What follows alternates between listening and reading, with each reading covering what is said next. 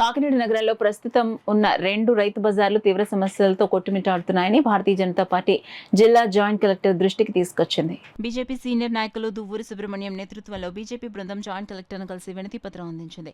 ఈ సందర్భంగా BJP senior నాయకులు దువ్వూరి సుబ్రహ్మణ్యం మీడియాతో మాట్లాడారు. జేసీని కలిసిన వారిలో బీజేపీ ఎస్సీ మోర్చా జిల్లా అధ్యక్షులు ఏడిది కృష్ణ, 41వ డివిజన్ మాజీ కార్పొరేటర్ గోడి సత్యవతి, నాయకులు బొక్క వెంకటరమణ, గోడి వెంకట్, వణకూరి శివగణేష్ తదితరులు పాల్గొన్నారు. పార్కింగ్ ప్లేస్ లేక అక్కడ ఉన్నటువంటి 16 అడుగుల రోడ్డు మీద, ఎందుకంటే ఒక పక్కని ఫ్లైఓవర్ ఆక్యుపై చేసింది, మరో పక్కన ఎంక్రోచ్మెంట్స్ ఉన్నాయి. అయినప్పటికీ అక్కడ 16 అడుగుల రోడ్డు మాత్రమే అక్కడ వెహికల్ ట్రాఫిక్ ఉంది. అయినప్పటికీ ఆ 16 అడుగుల రోడ్డు మీద ఈ వెహికల్స్ అన్నీ కూడా పార్కింగ్ చేయడం వల్ల ఏమాత్రం అటు ఆర్టీసీ బస్సులు కానీ లేదా ప్రజలు నడవడానికి కూడా ఎటువంటి అవకాశం లేనటువంటి పరిస్థితి ఏర్పడుతోంది. అదేవిధంగా గాంధీనగర్ రైతు బజార్ గాంధీనగర్ రైతు బజార్ దగ్గర సుమారు 50 సంవత్సరాల క్రితం ఒక షాపింగ్ కాంప్లెక్స్ నిర్మాణం చేస్తున్నారు.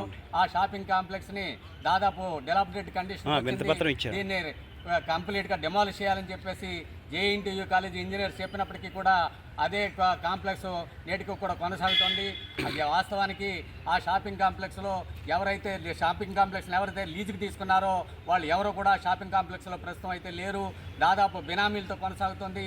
అందులో ఉన్నటువంటి చాలామంది లక్షలాది రూపాయలు మున్సిపాలిటీకి కూడా బకాయి అన్నట్టుగా తెలుస్తోంది.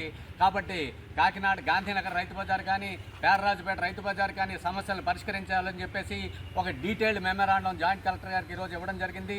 జాయింట్ కలెక్టర్ గారు అక్కడ సమస్యలు ఉన్నాయని అంగీకరిస్తూ వాటిని పరిష్కరించడానికి మా ప్రయత్నం చేస్తామని చెప్పేసి చెప్పడం జరిగింది. ఈ సందర్భంగా జాయింట్ కలెక్టర్ గారికి భారతీయ జనతా పార్టీ తరఫున కృతజ్ఞతలు తెలియజేస్తూ ఉన్నాం. Thank you.